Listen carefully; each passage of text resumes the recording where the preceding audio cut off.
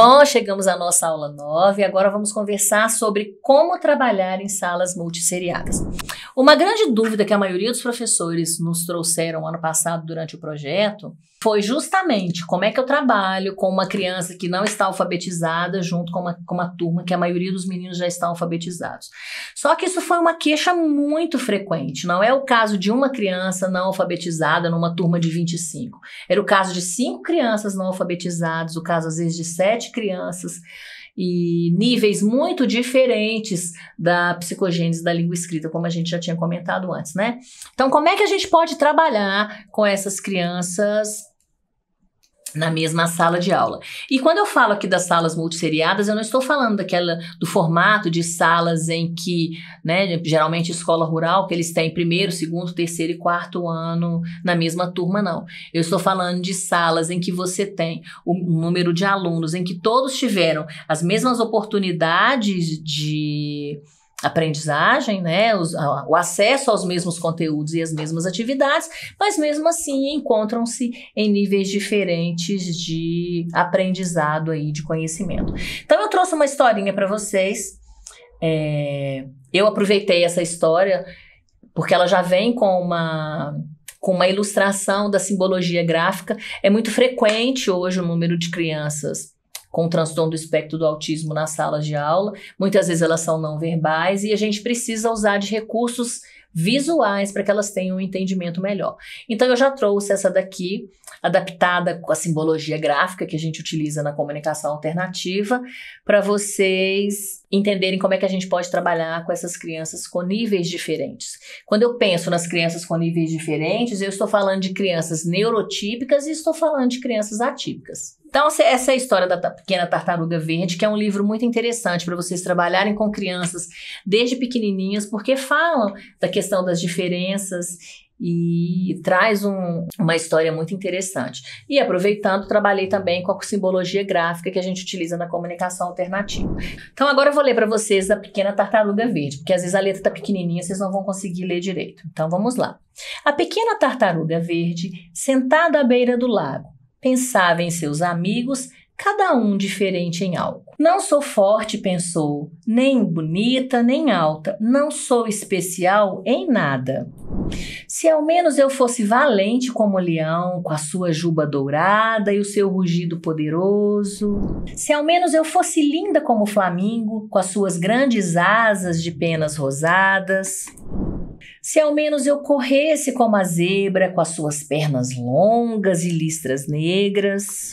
Se ao menos eu fosse alta como a girafa, com as suas belas manchas e seu pescoço elegante. Se ao menos eu fosse forte como o elefante, com a sua tromba gigante e seu bom coração. Mas a tartaruga não era nada disso. Ela não era nem forte, nem valente, nem linda, nem alta. Ela não era especial em nada.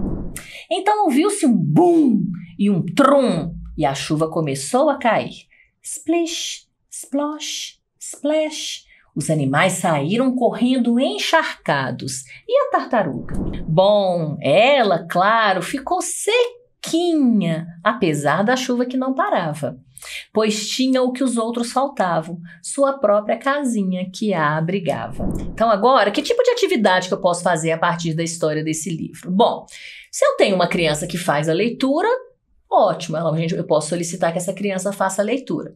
Na hora das perguntas, da compreensão textual, eu posso já escrever as perguntas para que a criança possa responder, para que o aluno responda, ou eu posso começar de questões bem mais simples. Então, por exemplo, quem são os personagens da história?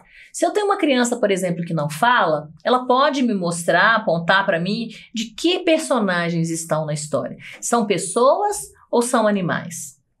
Se a criança entendeu alguma coisa da história, ela vai poder me falar que é uma história feita dos animais e não de pessoas.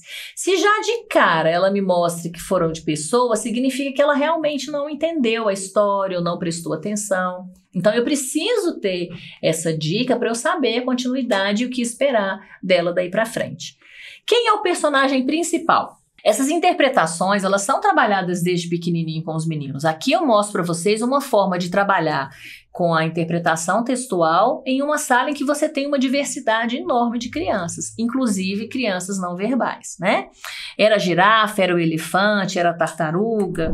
Bom, então vamos imaginar que essa minha criança não tem ideia de o que seja a correspondência, né? Para eu poder fazer a correspondência de qual é o animal, o nome desse animal. Ela está bem no início desse processo aí. Então o que eu vou pedir para ela? Que ela faça uma correspondência de cores. Então, olha, qual que é a cor da tartaruga? Ela vai lá e liga no verde. Qual que é a cor da girafa? Liga no laranja. Qual que é a cor do flamingo? Liga lá no rosa. Ah, mas a minha criança ela tem uma dificuldade motora, ou seja, ela não consegue pegar no lápis e não consegue ligar. O que eu posso fazer? Eu posso cortar as cores do lado e favorecer o pareamento dessas imagens já junto com a imagem dos animais. E aí eu posso ir perguntando e eu mesma colo. Eu gosto muito daquela fita dupla face porque ela já facilita não ter que ficar passando cola, né? Então eu colo um pedacinho da dupla face atrás das imagens e eu já tiro e já faço o pareamento ali com a criança no momento em que ela está me mostrando. Então essa criança não sabe nem contar. Ah, então vamos contar quantos animais que aparecem na história? Colhe a quantidade de animais, né? E aí eu já dou a oportunidade de nomear os animais que apareceram na história. Eu vou resgatar com essa criança quais animais apareceram na história. Aí para colar ali, ó, na frente do 1, do 4, do 6. Depois, cada animal tem uma característica, né? Ligue ou cole, porque aí também eu posso ou pedir para a criança ligar ou recortar as figuras e ela faz esse pareamento daí. O tempo inteiro eu estou trabalhando com a questão do texto, mas eu estou trabalhando de acordo com a demanda das crianças, com o que as crianças dão conta de fazer. Bom, essas atividades elas podem ser entregues individualmente para as crianças que eu sei qual que é o nível de resposta que elas são capazes de dar, ou eu posso fazer pequenos grupos de crianças, por exemplo, aquelas que têm mais dificuldade em contar, aquelas que têm mais dificuldade em identificar qual que é a palavra que está escrita, que estão lá no livro pré-silábico. Então eu posso dividir por essas características, eu seleciono os grupinhos que eu vou dividir. Essas atividades elas são importantes não só para o momento da tarefa que eu estou executando com a minha turma, mas porque já cria, se eu trabalho assim desde o ensino infantil, eu já crio na cabeça das crianças essa possibilidade de tarefas e atividades diferentes na mesma sala de aula. O que é muito frequente a gente escutar? Às vezes a criança tem uma dificuldade, mas ela quer fazer a mesma atividade que o colega. E eu sei que naquela atividade que é igual ao do colega, ela ainda não dá conta de fazer. Mas se para as crianças é um processo natural ter várias atividades diferentes na sala de aula, ela não vai falar, a atividade de fulano é mais fácil que a minha. Para ela, isso vai ser uma proposta metodológica aí comum do dia a dia da sala de aula. Aqui eu já quero então saber, né? Vou trabalhar a consciência de sílabas aqui, olha, quantos pedacinhos tem os nomes dos animais. Aí vocês podem pedir para carimbar, para pintar, para furar, para colar. Isso aí fica a critério de vocês. De colocar pecinha, né? Aí eu já tenho crianças que já estão identificando as letras. Então eu posso pedir o quê? Escreve ou colhe o nome dos animais, né? Então eu posso dar para ela a oportunidade de fazer essa escrita, né, espontânea aí, para eu ver em qual nível da hipótese de escrita que ela se encontra. Ah, agora eu já tenho criança aqui que já consegue ler palavras. Então eu peço para ela identificar onde é que está escrita a palavra correta. Agora eu já tenho crianças que sabem escrever frases. Então eu já peço aqui para escrever e finalizo a atividade solicitando que essa criança escreva aí um texto, né, que conte a história, como é que ela, o que ela gostou na história, o que ela não gostou, para as crianças que já estão lá no nível alfabético aí, né, já estão alfabetizadas daquela turma, porque nós nunca vamos achar uma turma totalmente homogênea, principalmente no princípio da alfabetização, no início da alfabetização. Mais para frente eu vou ter uma homogeneidade quando eu me refiro a maioria da turma estar alfabetizada, né? Quando a gente pensa aí no 7º, no 8º, no 9º ano. Mas considerando que as crianças pequenas podem, esses desníveis são mais exacerbados, mais perceptíveis, então eu preciso pensar em como trabalhar com essas crianças assim, tá? E aí eu deixo uma pergunta para vocês. Quando a gente fala desse tipo de atividade diferente na sala de aula, eu estou fazendo uma diferenciação ou eu estou fazendo uma individualização? E aí a gente tem que pensar o seguinte, não é criar todas as atividades totalmente diferentes para cada um dos alunos de vocês. Mas a gente precisa ter uma gestão individualizada do processo de aprendizagem de cada um dos alunos de vocês, né? Então, o que acontece é que o acompanhamento e o meu percurso durante o ano precisa ser individualizado, o que não significa que eu tenha sempre que criar um monte de atividades diferentes, criar um currículo diferente para cada um dos meus alunos.